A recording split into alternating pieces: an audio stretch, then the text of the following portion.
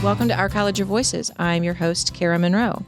Today we're going to talk a little bit more about the role of Diversity Lead, which is a new role here at Ivy Tech, and how that role of Diversity Lead connects to our work with Goal 8, as well as some of the other diversity and equity training we're doing here at Ivy Tech. I'm excited to have two guests with us today, so let's take a minute to meet them. First up is Doran Moreland. Hi, Doran. Morning. Thanks, Kara. Thank you. Could you tell us a little bit about what you do here at Ivy Tech? Absolutely. My role is I serve as the interim vice president of diversity, equity, and belonging for the college statewide. Excellent. Welcome. Thank you. Thank you. Glad to be here. Kyle Dorsch. Hi, Kyle. Hi, Kara. Can you tell us a little bit about what you do at Ivy Tech? Sure. I'm the Strategic Initiatives Project Manager at Systems Office, and I am also the Systems Office Diversity Lead. Excellent. And Kyle, you are an alum of Ivy Tech and started as a work study with us, if I remember that correctly. Yes, I did. In the Department of Change Management and Strategic Initiatives. I've been there the whole time. Wonderful. Well, it's been a pleasure to get to know you. So I'm excited to have you on the podcast today. Thanks. So let's talk a little bit about how the diversity lead role originated. And I think, Doran, you're going to start with that. Sure.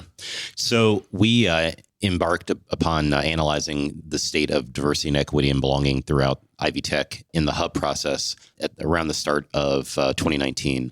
And what we determined was that there was a need to not only make our programming and our staffing around diversity more robust, but also there's a real need to create more seamlessness and just a more cohesive presence on every campus.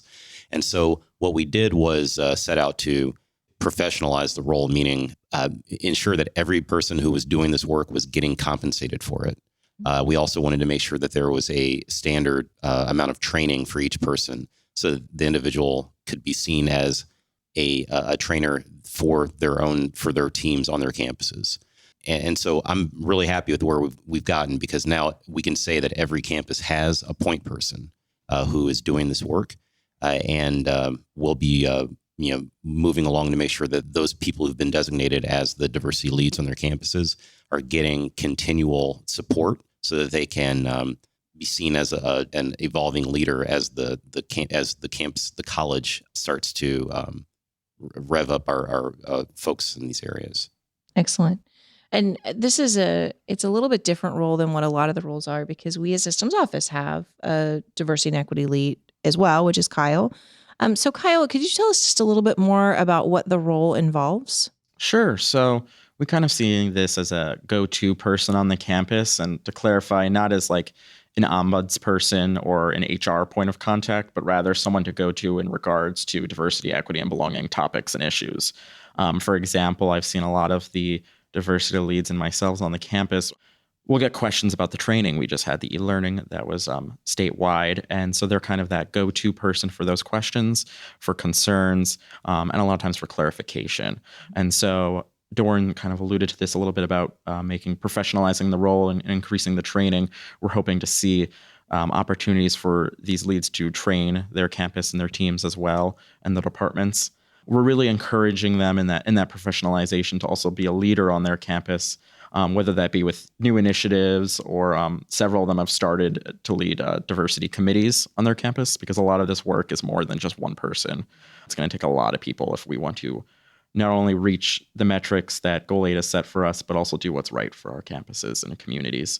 And so we're really encouraging everyone on their campuses to see this lead as a leader on their campus and to find projects and opportunities to collaborate with them and work with them, and to not see them as they are in their typical role, but to see this as a new leadership position for them. If I can drill down on an important point that Kyle just made, the intention is not to have the diversity lead be the embodiment of all diversity work.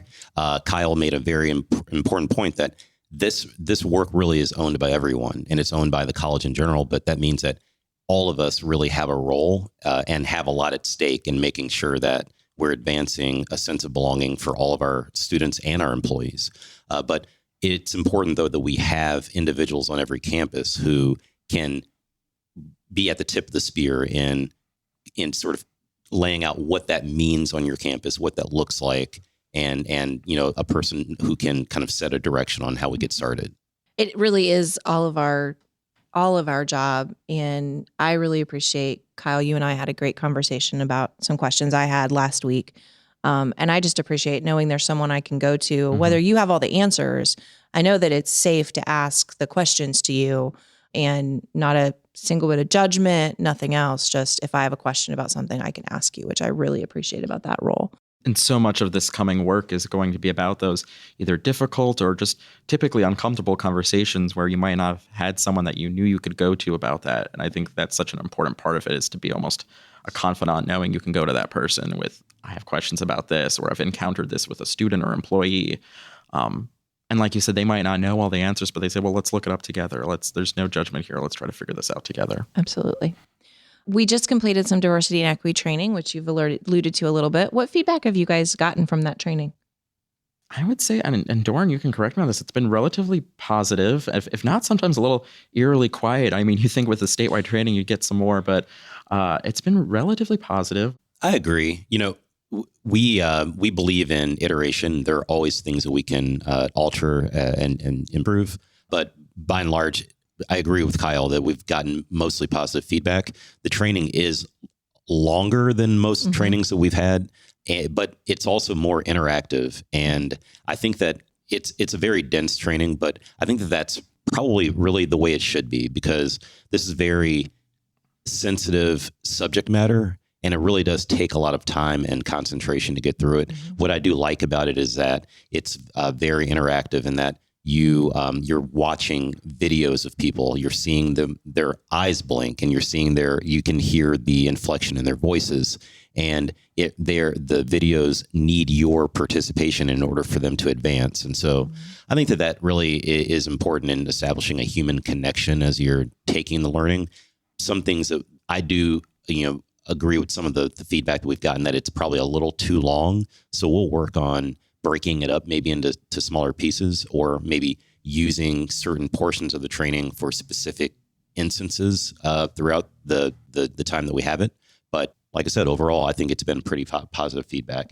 And I think the thing to keep in mind is that purpose of the e-learning and the focus of this work around diversity and equity and belonging is it's really about establishing a language and a mindset around addressing important problems that we're trying to solve at Ivy Tech, closing of achievement gaps, lifting up of our employees. So just remember that, when we're going through this work, there's a bigger purpose behind it. It's really about making a stronger system and building a stronger Indiana for all Hoosiers. Absolutely. This work, I think it just builds a foundation on which we can build all of that. That's right. I really appreciated the training, and I want to give kudos to everybody who organized it. Having common language is really important, and I really think it's well done. As e-learnings go, e-learning has its own limitations. I think there are a lot of ways we can use it too. I'm thinking about like watching different sections of it in my staff meetings and talking a little bit about it just as a continual reinforcement beyond that. So beyond anything we might be doing individually, what additional training or learning opportunities are we going to have available in the future? That's a great question to get to a point that I want to get at. Is one thing with the e-learning that I'm sometimes wonder is that it's a lot of quality content, but for those especially a little more unfamiliar with some of the concepts discussed, I do wonder when it's so long, how much really sticks, and how many questions do people have about the content. And so our intention is to follow up with face-to-face debriefs and trainings, lunch and learns, open forums. It's really going to see what fits for the campus. I mean, some of the diversity leads have talked about just finding 15 minutes in a department's meeting that they're already holding just to discuss it. Some are doing those lunch and learns. And so I think we're really looking forward to those opportunities to really break this down, because, and Doran kind of got to this is just kind of the framework of what our institution believes. And we really need to continue drilling down on that and going, well, what do we do with this information, or what does it mean for our campus community?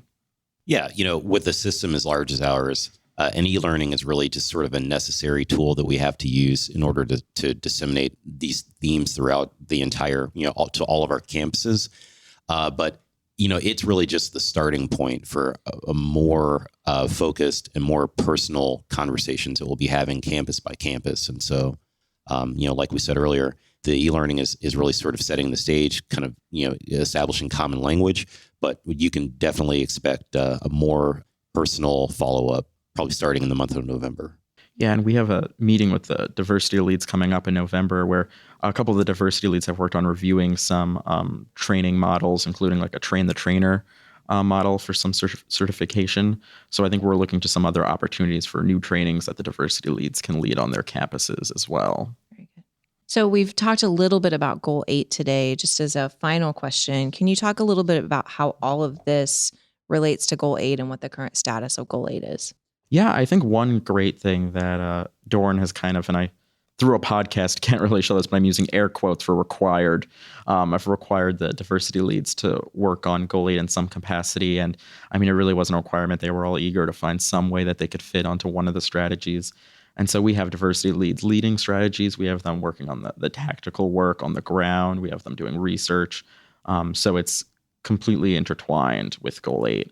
And I would say right now, the majority of the teams are in that research phase. We've really just started in the beginning of October. Sue got the State Board of Trustees to approve the tactics and metrics.